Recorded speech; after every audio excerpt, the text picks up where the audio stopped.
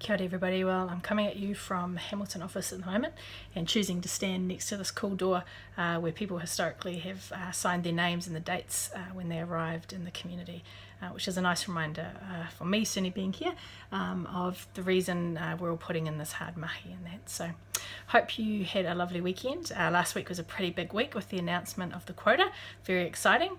So we're having conversations with government now about what our role will be in terms of that increase to the quota.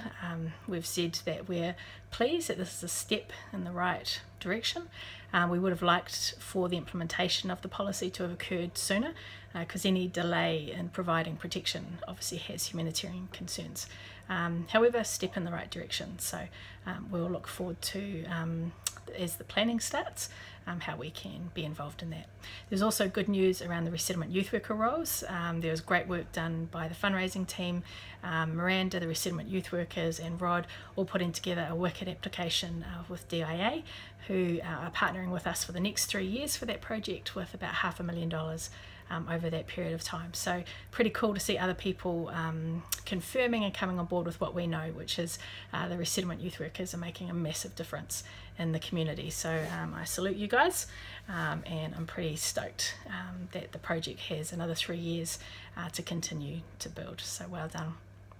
The last thing I want to let you know about is just some follow-up from the feedback process that we've had. Thanks to everyone who put in feedback. It's been super useful, really interesting reading it through, really interesting getting some of the insights there.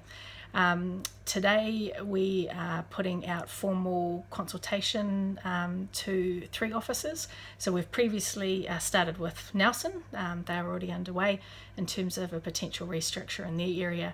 And then today we're sending out documents to Palmerston North, Hamilton and Invercargill to look at what a potential structure could look like in their regions.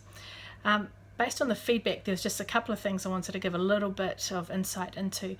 One of the questions was around a perception of where people kind of sat in terms of hierarchy in the teams. And I guess I wanted to clarify that in those documents, those are lines of reporting models. That doesn't mean the operating model. So I guess we want you thinking about the operating model in terms of those circles of support. So the circle of support around the family, and then the national office wrapping a circle of support around the regional offices. So in that circle of support, there isn't a hierarchy. There's people contributing, adding ideas, and giving value in that. So if you see your job title looking like it's down a notch or something on those diagrams, that's not the case in terms of how practically it would work. It's very much about trying to identify who reports through to who. The other thing that we just wanted to identify is some people came back with really awesome feedback about things like how do we champion the volunteer program, how do we increase and do the things we need to do in terms of our cross-cultural learning as an organisation. And some of those things are not going to be things that we can adjust or change in a restructure. That's certainly not the reason for the restructure. You know, we've got some very clear reasons about why we're proposing these changes, but we are committed to making some long-term approaches to getting better in these areas. So championing volunteers won't come about through this restructure in terms of being stronger in this area, but it's something that we want to put a long-term plan into place, and do a whole lot of things to make that really work. And same with the cultural learning. It's going to take a whole lot of things for us to get a bit better in that space. So don't expect everything to happen through this restructure. We're not going to be able to fix or improve everything overnight, but hopefully the changes that we are proposing might be able to go a little bit towards that. So you'll be meeting with the National Migration Managers for those officers who have received a proposal document.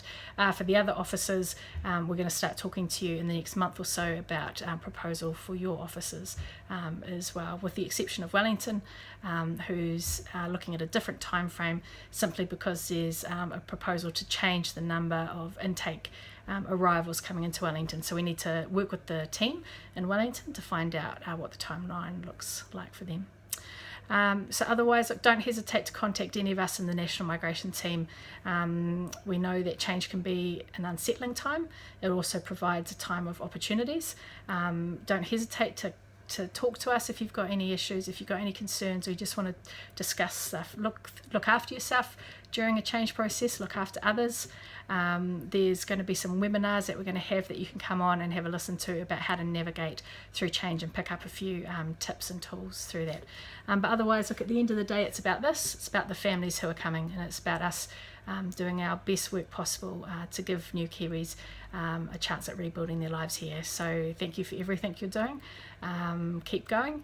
You're doing amazing work, and looking forward to hearing your feedback from the officers who will be doing that in the next couple of weeks.